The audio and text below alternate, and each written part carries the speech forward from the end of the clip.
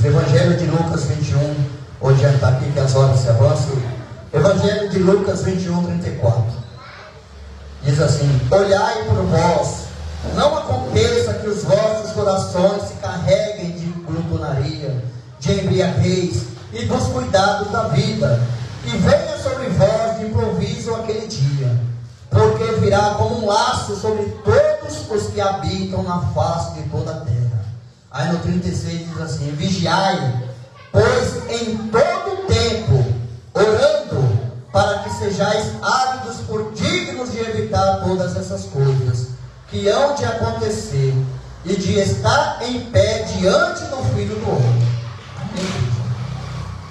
Aqui é um sermão profético de Jesus Cristo, ensinando, e aqui nesse termo, nessa palavra, aqui no 34 ao 36, é um termo de vigilância. Jesus, ele fala no versículo 30: olhai por vós mesmos, para que não aconteça que os vossos corações se carreguem de quê? Glutonaria, de embriaguez, dos cuidados da vida. Jesus está dando um exemplo aqui, como ele fala lá no mesmo livro de Mateus, que nós estávamos lendo no versículo, no capítulo 24, fala que quando Jesus viesse, seria como nos dias de Noé. Pois assim, semelhante aos dias antes do dilúvio, comiam, bebiam, casavam e davam-se em casamento, até que não perceberam quando Noé entrou na arca e veio o dilúvio e levou a todos. Ou seja, a mesma comparação que Jesus está falando, cuidado, para que os vossos corações não se carreguem do que? Glutonaria. O que é glutão? Só pensar em comer. Embriaguez. Ah, quero só farrear, quero só beber, quero só curtir.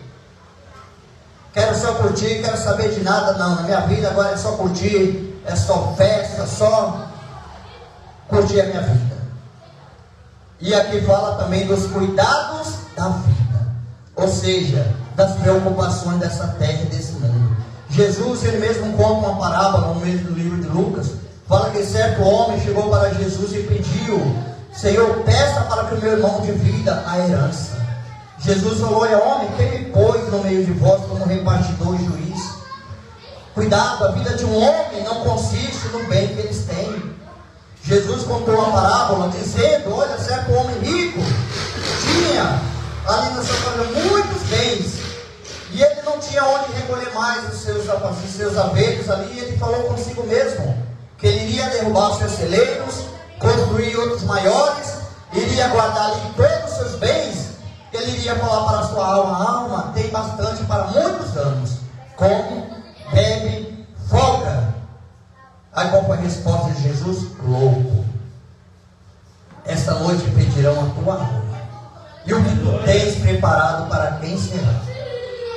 Ou seja, quantos estão acumulando tesouro, ouro, prata, riquezas dessa terra, porém diante de Deus é como fala em Apocalipse: é pobre, cego, miserável e nu. Aí Jesus, ele completa lá dizendo: aconselho-te que de mim compre ouro refinado no fogo, e vestes para que cubra a tua nudez, e colírio para os teus olhos para que vejam. Jesus, ele aconselha que nós sejamos diante dele homens e mulheres espirituais, prontificados a todo tempo, para que possamos, quando Jesus vier, possamos ser dignos de alcançar o reino de Deus, esse reino que é tomado à força, esse reino que verdadeiramente Jesus, ele quer dar para nós. Mas esse reino não é de qualquer forma, que nós temos que a cada dia nos esforçarmos, porque sabemos que enquanto Jesus, ele quer nos dar esse reino, porém por outra partida, o inimigo da nossa alma, ele quer fazer de todos os meios, como ele faz e vem fazendo e continuará fazendo a todo tempo, nos tirar da presença do Senhor. Porque qual é o papel do diabo? É isso mesmo. Tem alguma salvação para o diabo? É, igreja? Não. Por que não? Porque ele rebelou-se contra Deus. A Bíblia fala que ele foi expulso dos céus com uma terça parte dos anjos.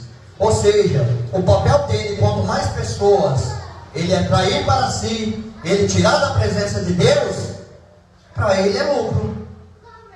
Antigamente, o diabo ele fazia por todos os meios que os cristãos fossem mortos, né? Dizem a história da Bíblia, né, da Bíblia de alguns historiadores, que antigamente, na época de Nero, os cristãos eram queimados vivos, como tocha humana. Se não negasse a Deus, a palavra, eram queimados vivos. Alguns eram jogados na cova dos leões, outros eram torturados. Tudo isso por amor à palavra. E hoje, o diabo não está preocupado com as pessoas. Olha, você tem que negar Jesus, tem que negar. Não. Hoje as pessoas estão negando o próprio Deus dentro de um lugar chamado igreja. Estão negando o próprio Deus que professam servir dentro do lugar que se chama casa de Deus. Por quê? Porque as pessoas vêm para a igreja e acham que diante de estar num lugar chamado igreja, que estão garantidos com o Senhor. Por que igreja? Porque o povo está preocupado somente com as coisas dessa terra. Você vê que muitas igrejas aí é campanha em volta de campanha. Qual é o seu problema, irmão? Você está precisando do carro próprio, da casa própria? Olha, de pagar dívida de casamento? Venha, vamos fazer a campanha tal. Vamos fazer a campanha do carro próprio, da casa própria, a campanha do casamento. Ou seja, só prega aquilo que o homem gosta de ouvir, o que a mulher gosta de ouvir, aquilo que preenche, que massageia o ego do coração do homem. Porém, Jesus Cristo fala que para alcançar o reino é com esforço. Ou seja, nós a cada dia negar o nosso eu, negar a nossa vontade, negar o nosso orgulho, negar a nossa soberba, e estarmos de pé, como diz aqui no versículo 36. Vigiai, pois, em todo o tempo, orando para que sejais ávidos por dignos de evitar todas essas coisas que hão de acontecer e estar de pé diante do Filho do Homem. Ou seja, o que é estar de pé? É nós, quando Jesus vier buscar a sua igreja, nós estamos prontos, estamos preparados. Porque estar na igreja, irmãos, não é direito nosso de alcançarmos a salvação. Nós já leram a parábola das 10 virgens? Lá em Mateus fala, né, que havia 10 virgens, porém 5 eram prudentes e 5 eram nécias, ou seja, loucas. Mas todas não estavam esperando o noivo? Todas estavam esperando. Todas talvez tinham certeza que iam entrar no reino, nas bodas do cordeiro, nas bodas ali do noivo. Porém, a Bíblia fala que da meia-noite ouviu-se um grito: sai ao encontro, aí vem o noivo. Aquelas que estavam preparadas, que tinham azeite na botija, na lamparina, entraram. Ou seja, o azeite, o que se representa o azeite? O Espírito Santo. O azeite representa o Espírito, porque o Espírito que convence o homem do pecado, da justiça e do juízo de Deus. Porém, 5 não estavam preparadas. Elas saíram para se preparar. Talvez foram ali se preparar.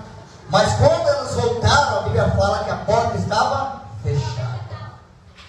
Bateram: Senhor, abre-nos, deixe-nos entrar. A resposta do noivo que estava dentro, com as preparadas: em verdade vos digo que não vos conheço. Ou seja, mas não estavam todas na igreja esperando o mesmo noivo? É que nem que da misericórdia estão falando isso. Estar na igreja não é sinônimo de nós estarmos com Deus. Porque o correto é estarmos num ambiente chamado igreja. Porém, nós como sermos a igreja de Deus. Porque aqui nós somos uma congregação, unidos, forma-se uma congregação, a igreja do Senhor. Porém, a Bíblia fala que o cabeça da igreja é Cristo. E as coordenadas do corpo, que somos nós, tem que vir do Senhor. Nós temos que obedecer a voz daquele que realmente nos chamou das trevas para a luz. Amém? É fácil, não? Não. Quem falou que é fácil? Quem falou que seria fácil? Não é fácil. Paulo ele fala lá em Filipenses, capítulo 3, a partir do versículo 12, ele fala: olha, não que eu acho que eu tenha alcançado, ou que eu tenha já chegado à perfeição. Porém, uma coisa eu faço, esquecendo das coisas que para trás ficaram, prossigo para aquelas que estão adiante de mim. Prossigo para o prêmio da soberana vocação de Deus. Ou seja, igreja, Paulo está falando que ele não alcançou uma perfeição. Não, ele não achava que ele havia alcançado essa perfeição, como nós também não alcançamos, e não iremos alcançar essa perfeição, porque nós somos seres imperfeitos. Porém, se nós nos esforçarmos a cada dia, igreja, nós vamos errar menos. Nós vamos procurar a cada dia realmente andar nos caminhos do Senhor, conforme a sua palavra. Não que nós vamos deixar de ser pecadores, pelo contrário, mas nós vamos ser pecadores conscientes. Muitas vezes vamos fazer algo que vai nos orientar, está errado, está errado, não faça mais isso. Por quê? Porque a palavra, ela vem para nos corrigir, para nos ensinar, para que assim nós possamos perseverar, irmãos, a cada dia nos caminhos do Senhor, nos caminhos santos, nos caminhos da justiça de Deus. Amém, irmãos? Lê mais uma passagem rapidamente. Primeira carta de Paulo aos Coríntios, capítulo 15. Primeira carta de Paulo. No mar, Jesus estava lá do outro lado, o povo entrou nos barcos, aquela multidão atrás de Jesus. Chegaram lá, tudo dissimulando. Mestre, quando chegastes aqui? Jesus, já sabendo a intenção do coração deles, Jesus falou: em verdade vos digo, vocês não me procuraram porque viram os sinais, mas porque comeram e se fartaram. Jesus queria dizer para eles: olha, vocês estão interessados somente nas coisas que perecem. Trabalhai não pelo alimento que perece, mas pelo aquele que persiste, pela vida eterna. E a Bíblia fala que alguns perguntaram: olha, o que faremos nós para fazermos a obra de Deus? Jesus falou: olha, a obra de Deus é esta, que creiais naquele que por Deus foi enviado. Essa é a obra de Deus. Maior é nós cremos em Jesus Cristo.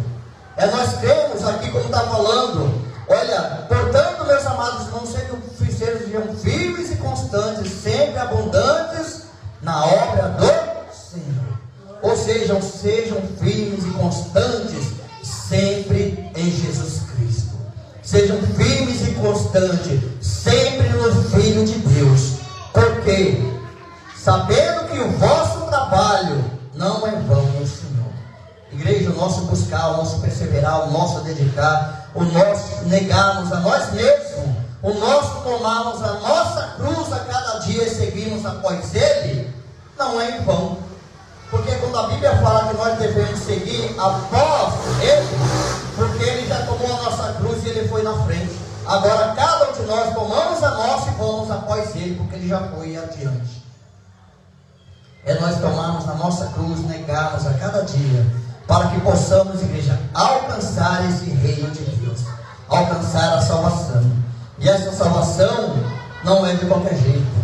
Vou usar aqui uma frase que eu lembrei agora do pastor Antônio. É assim, o pastor Antônio sempre que ele falar essa frase, esse dia está lembrando.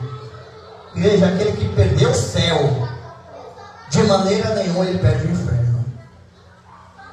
É forte, né? Aquele que perde o céu, aquele que perde a salvação, de modo algum ele escapa de perder o inferno e a condenação. Ah, irmão, mas que palavra forte. Igreja, a Bíblia, a palavra de Deus, é sem maquiagem. É sem... Você vê que aquelas pessoas, quando elas muitas vezes querem reparar uma imperfeição no seu rosto, na sua face, ou no seu corpo, elas vão fazer o quê? Uma maquiagem. Vale fazer passar um brush, alguma coisa. Eu não sei de nada, mas as mulheradas do tempo aí que manjava alguma coisa. Mas por quê? É para reparar alguma imperfeição na pele, ficar ali mais bonita. Mas a palavra de Deus, ela já está determinada. Não tem como fazer nada. É somente falar o que está escrito. E a Bíblia fala que aquele que tirar, ou aquele que acrescentar alguma coisa, vai ter a sua recompensa diante de Deus.